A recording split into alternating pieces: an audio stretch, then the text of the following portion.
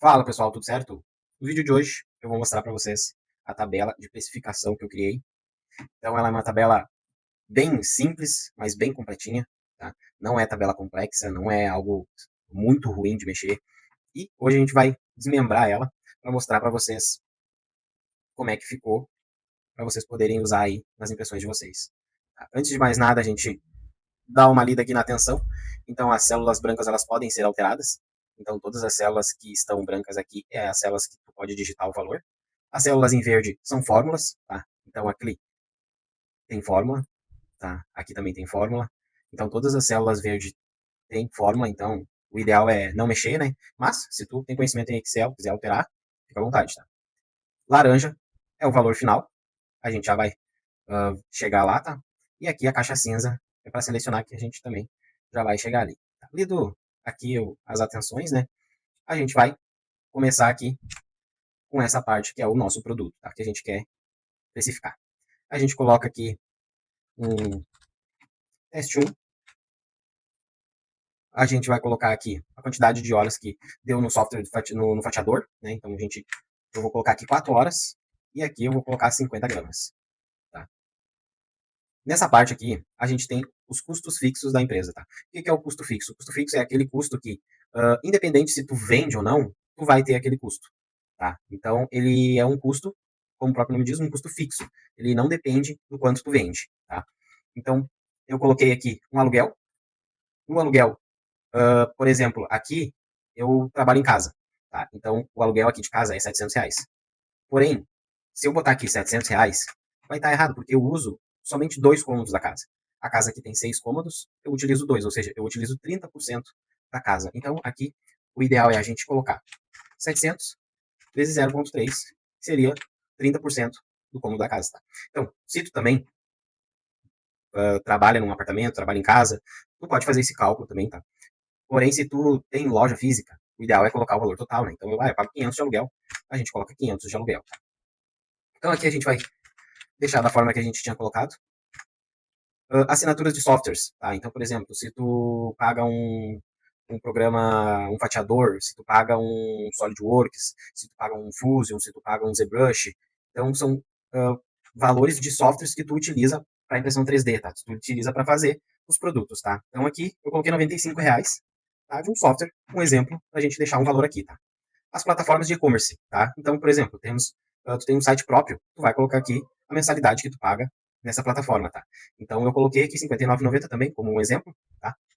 Temos aqui a taxa MEI. Então, essa taxa aqui, quem tem MEI sabe daquela taxa que a gente tem que pagar todo mês, né? Também coloquei aqui, tá? Publicidade mínima fixa. Esse é o marketing, tá? Então, a gente pode utilizar esse valor aí. O ideal é ter esse valor de R$ 100, tá? Para divulgar o teu serviço, divulgar os teus produtos, tá? Então, tu utiliza no mínimo R$ 100, independente do resultado, independente se está tendo retorno ou não, tá? O ideal é sempre tu estar utilizando isso para estar sempre ativo nas redes sociais, tá? E aqui temos também a amortização. Isso aqui eu já vou falar, que isso aqui é um outro item que a gente tem aqui embaixo, ó, e a gente já vai chegar lá, tá? Eu deixei aqui esses traços, que são traços que tu pode colocar outras coisas que tu acha também que seria custo fixo. Então, tu tem, por exemplo, um condomínio. Tu pode colocar aqui condomínio, valor tanto, tá? A gente até vai colocar aqui, eu não tenho condomínio, tá? Mas eu vou colocar aqui somente para exemplificar aqui. Ó, coloquei R$ 100, ele já fez todo o cálculo, tá? É só digitar. E aqui, se tu quer colocar outros custos que tu tem também, fica à vontade, tá? O que tá em branco aqui é para ser digitado, tá? E aqui a gente tem um custo total fixo de R$ 687, tá? Com esse custo total, a gente precisa dissolver esse valor em cada produto que a gente vende. Para isso, a gente tem que ter uma média de faturamento. Se tu não tem uma média, tu tem que tentar prever o quanto que tu vai vender naquele mês. Tá? Então, aqui é esse valor que a gente precisa. A gente precisa de um valor, de uma meta, de uma média que tu tem nos meses, se tu já vende, né? A gente precisa desse valor, tá? Então, aqui a gente vai colocar um valor de R$ 3.000, tá? E aí tu pode ver que o custo dissolvido vai ser de 22% em cada produto. Então, quanto menor tu ter de faturamento, menos tu vai conseguir dissolver no teus produtos, na tua venda. Né? Então, aqui o ideal é sempre ter um valor alto, é sempre faturar alto. Quanto mais alto tu faturar, mais tu consegue dissolver, mais tu tem uma margem melhor. Tá? Então, aqui, para exemplo, a gente vai colocar R$ 4.000, tá? E aqui a gente parte para o lado, que é o custo variável. tá? Então, o custo variável a gente tem esses custos aqui, que eles, aí sim, dependem da venda, né? Então, por exemplo, se tu não vendeu nada, tu não vai ter um custo com filamento, certo?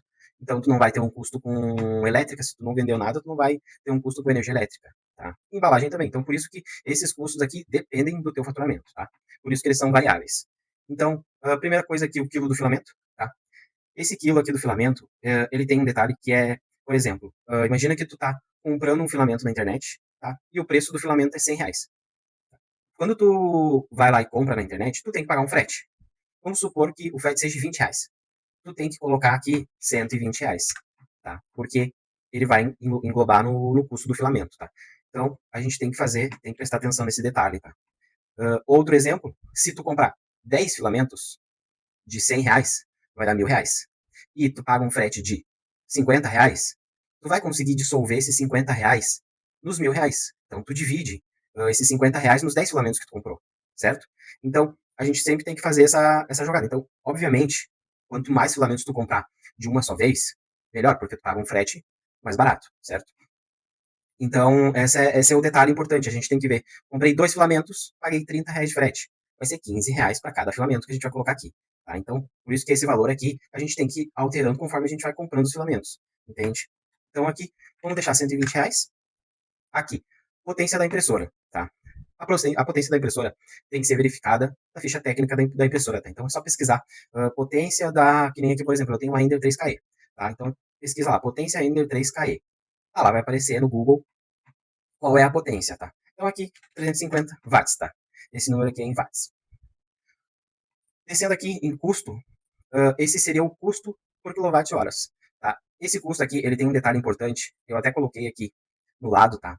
Que ele é uma conta um pouquinho chatinha de fazer, mas tem uma forma mais simplificada, tá? Não é, vamos dizer assim, mais certinha, tá? Esse número que a gente vai fazer, aquela que eu vou fazer com vocês, é um número aproximado, tá? Mas tem uma conta que faz, aí tu pode pesquisar na internet como é que faz o custo do quilowatt-horas, tem bastante cálculozinho para fazer, mas aqui a gente vai fazer algo mais simplificado, tá? Como é que a gente vai fazer?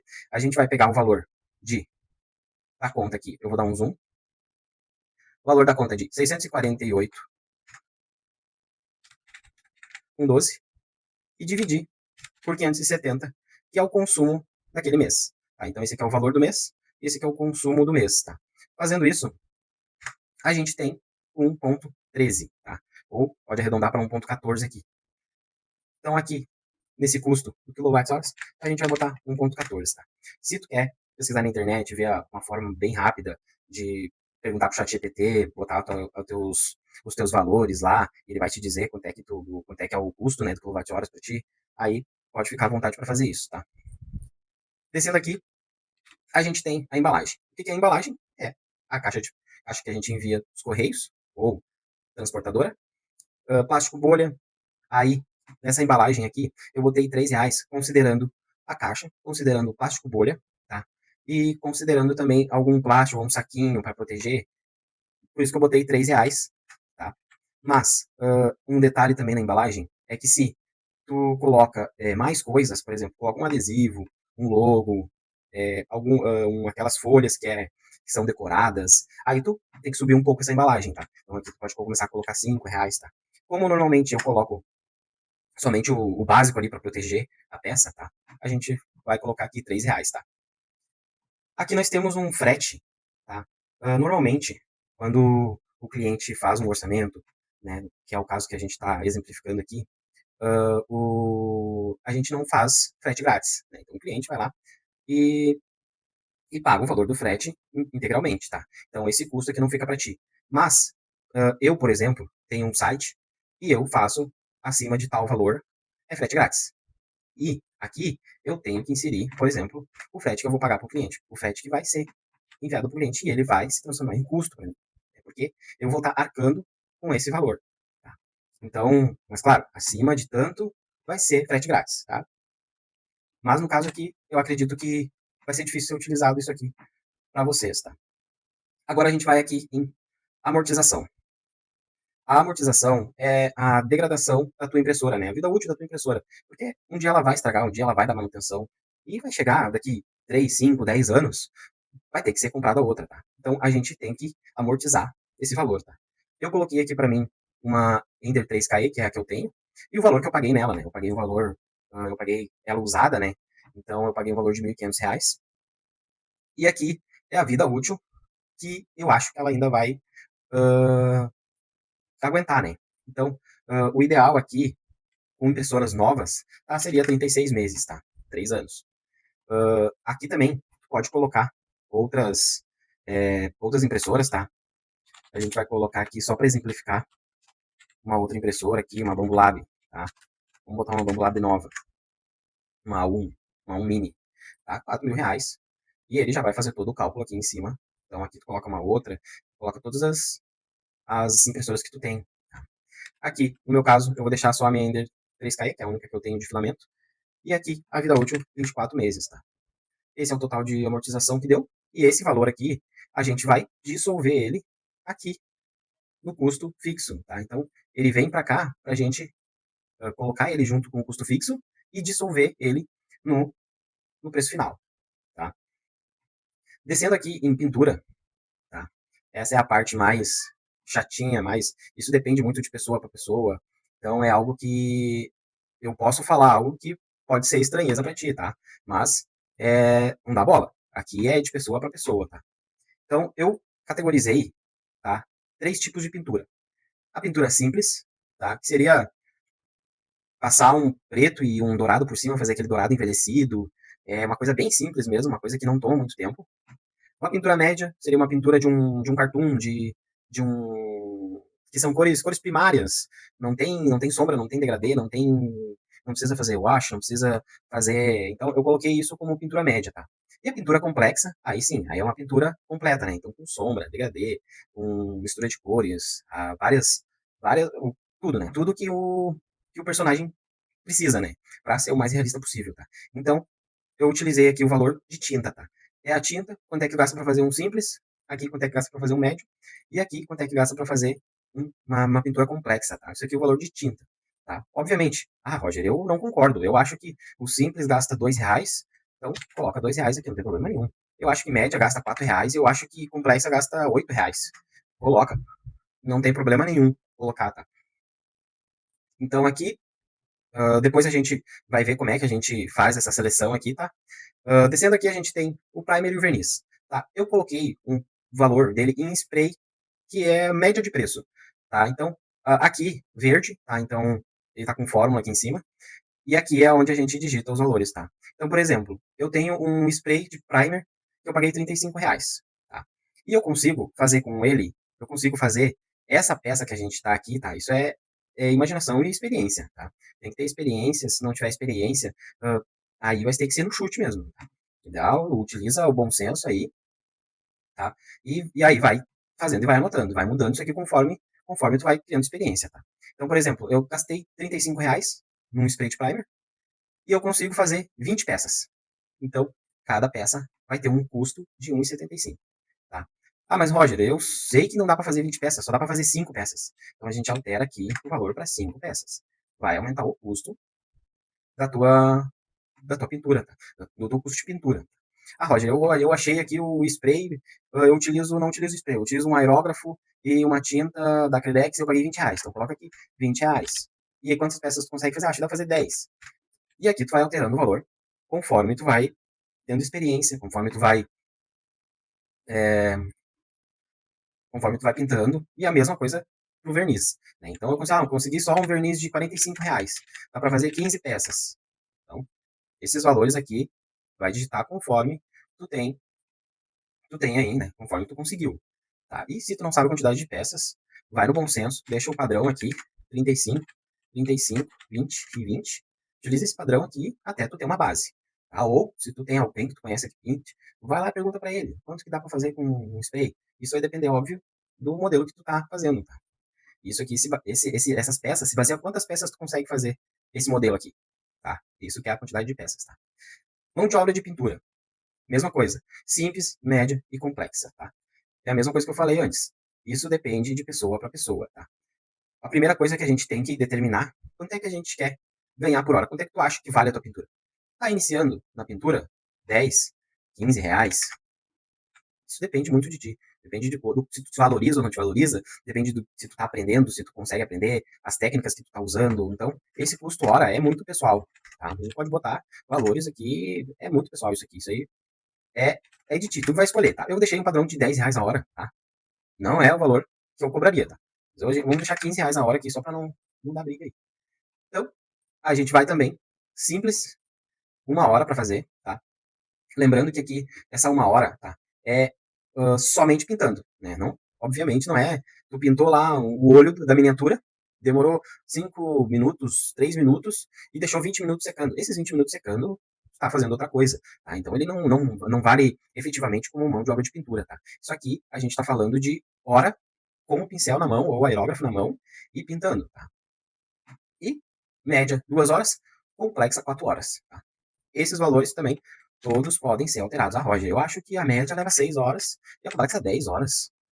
Coloca aqui o valor que tu acha, que é o que tu vai demorar para fazer, tá? Então a gente vai, vamos deixar aqui o que tava, baixa a planilha, pode alterar o valor, consegue fazer o valor, qualquer valor aqui, tá? Aqui, tá? Esses dois espaços aqui, tá? A gente vai pular eles aqui, porque eu quero mostrar para vocês primeiro essa parte aqui de baixo. Aqui a gente tem o custo direto do produto, tá? Esse é o custo que ele está efetivamente utilizando, né? Então, aqui a gente tem filamento, a energia elétrica, embalagem, frete, tudo fica é o custo direto do produto, tá? E tem o custo indireto do produto, que aí é a nossa o valor que a gente está dissolvendo em cima do produto, tá? Então, aqui o valor indireto ficou 1,82 e o direto 10,60. Tá? Aqui a gente tem um percentual de falhas, tá? Esse percentual de falhas é que a gente nunca vai conseguir imprimir toda vez certinho, sem nenhum erro, tá? Então, se tu tá iniciando na impressão 3D, eu aconselho deixar um valor maior, tá? Um valor de 10 é 15%. Tá? O que significa um valor de 10%? Significa que a cada 10 peças que tu imprimir, uma vai dar errado. Tá? Essa é a que tu tem que entender. Tá? Então, por exemplo, eu fiz 10 peças, 2 saíram errado. Então, a gente vai ter que aumentar esse valor aqui. Tá?